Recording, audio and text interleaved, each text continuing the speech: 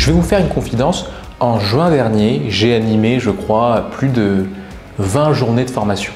Vraiment 20 journées pleines. Et pour le reste des jours, j'ai animé aussi des coachings, etc. Et pour être tout à fait honnête, il y a un moment où je dormais très peu. Quand on termine une formation, on a toujours cette énergie qui est là, donc on dort très peu. Je dormais peut-être, j'en sais rien moi. Je devais dormir 4-5 heures. Je pense que comme la plupart d'entre vous, moi j'ai besoin de dormir au moins 7 heures.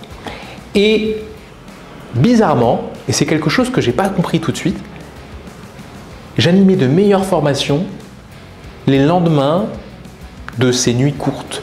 J'animais de meilleures formations en dormant moins. Et je n'ai pas compris tout de suite parce que, de manière assez logique, je me disais qu'il faut être en forme tout simplement pour animer une formation.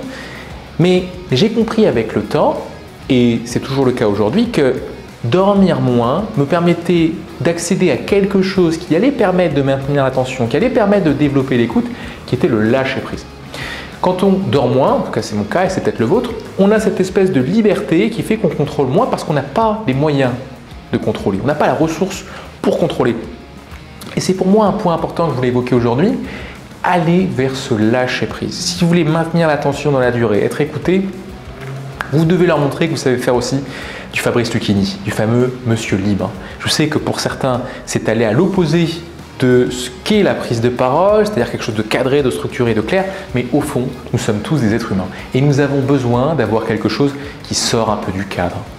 On a besoin d'avoir quelque chose qui ne soit pas que convenu. Sinon, si on s'y attend, il n'y a plus de surprise. Et s'il n'y a plus de surprise, il n'y a plus de vie. Et s'il n'y a plus de vie, à quoi bon? Donnez-moi le PDF, monsieur, je le lirai, je sais lire encore. Non, on a besoin de sortir un petit peu de ce qui était prévu. Et le lâcher-prise peut permettre d'y arriver. Donc le contrôle de soi, utile, mais essayer d'accéder d'une certaine façon, chacun a ses façons, dans mon cas, c'est le fait de moins dormir, qui permettent d'arriver à se lâcher prise pour avoir plus d'impact et être écouté dans la durée. Voilà donc ce que j'avais à vous dire cette semaine sur comment aller plus loin pour maintenir l'attention et développer l'écoute du public. Moi, je vous invite dès maintenant à tester ces différentes techniques, le lâcher prise dont je vous ai parlé aujourd'hui, mais aussi les techniques évoquées précédemment. Ça a en tout cas été pour moi un vrai plaisir de vous accompagner sur cette nouvelle semaine et nous, vous savez quoi, on se retrouve dès demain pour une nouvelle série de vidéos et je pense qu'encore une fois, elle pourrait vous être utile. À demain.